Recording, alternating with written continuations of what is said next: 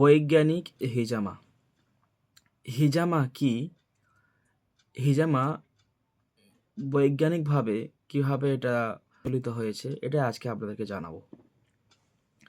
হিজামা মূলত একটি পরিপূরক চিকিৎসা, যেটা আমাদের সমস্ত চিকিৎসার মতনই, যেমন অ্যালোপ্যাথিক, যেমন হোমিওপ্যাথিক, এছাড়াও আয়ুর্বেদিক, ইউনানি যতগুলো চিকিৎসা আছে সেরকমই একটা চিকিৎসা এই হিজামা চিকিৎসা।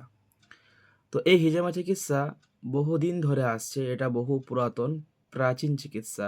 নবী সাল্লাল্লাহু আলাইহি সাল্লাম ১,৫০০ বছরের থেকে বেশি এই হিজামাটা প্রচলন রয়েছে। তো এর পরে পরে কিছু আমাদের চীন দেশে অথবা আরও অন্যান্য সাইডে বহুদিন ধরে হয়ে আসছে।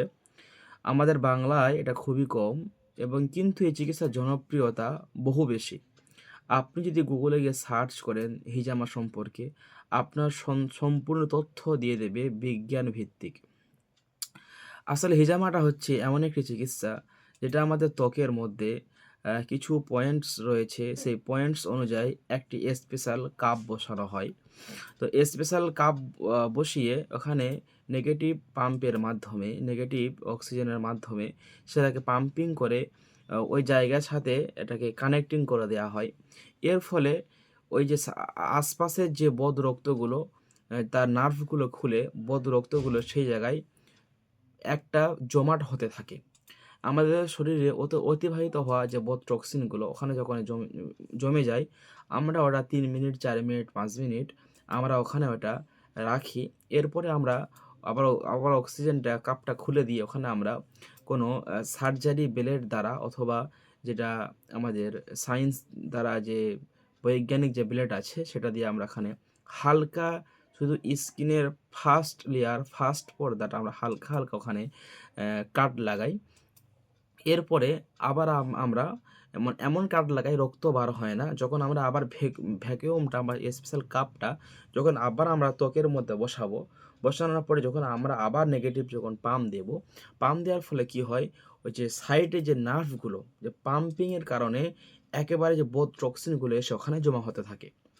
ওখানে যখন জমা হয় তখন আমরা কিছুক্ষণ পরে ওই যে জমাট বাঁধা রক্তটা নিয়ে আমরা স্পেশাল টিস্যুর মাধ্যমে এটাকে আমরা ফেলে দিই। এটি হচ্ছে মূলত একটি হিজামা, যেটা আমাদের সবথেকে গ্রহণযোগ্য হিজামা হচ্ছে যেটা ওয়েট কাপিং।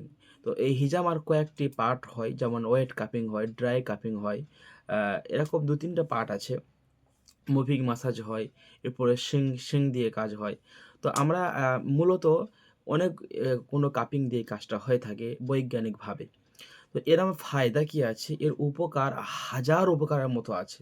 ওই যে আপনাদের ১ম এ বলেছি, এটা পরিপূরক একটা চিকিৎসা। যেমন সম্পূর্ণ অ্যালোপ্যাথিক, হোমিওপ্যাথি যে চিকিৎসা আমরা করি, এটা দিয়েও সেমভাবে চিকিৎসা করা যায়। ওর থেকেও ভালো কাজ ফল দেবে। কেননা আমরা যখন ওষুধ খাই, আমাদের মূলত যখন আমাদের শরীরে রোগ বাসা বাঁধে, কিন্তু রোগ কি ১ম বাসা বাঁধে কিন্তু আপনার রক্তে, ব্লাডে ১ম বাসা বাঁধে।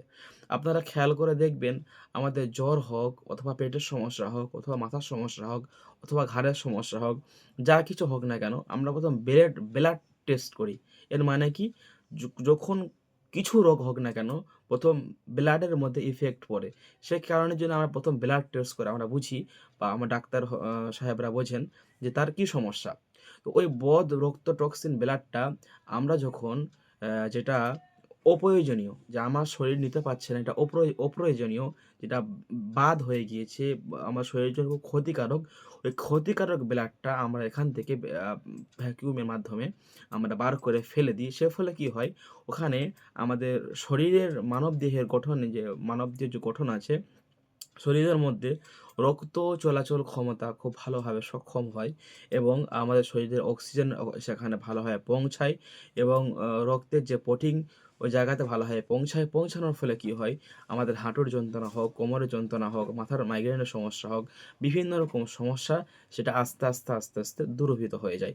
এ হলো মূলত বিজ্ঞানিক হিজামা। যারা আমাদের কাছে এই হিজামা করাতে চান, আপনার যে কোনো সমস্যার কারণে স্ক্রিনে দেওয়া নাম্বারে আমাদের সাথে আপনি যোগাযোগ করিয়ে আপনি হিজামা করতে পারেন। সকলে ভালো থাকুন। আসসালামু আলাইকুম ওয়া রাহমাতুল্লাহি ওয়া বারাকাতুহু।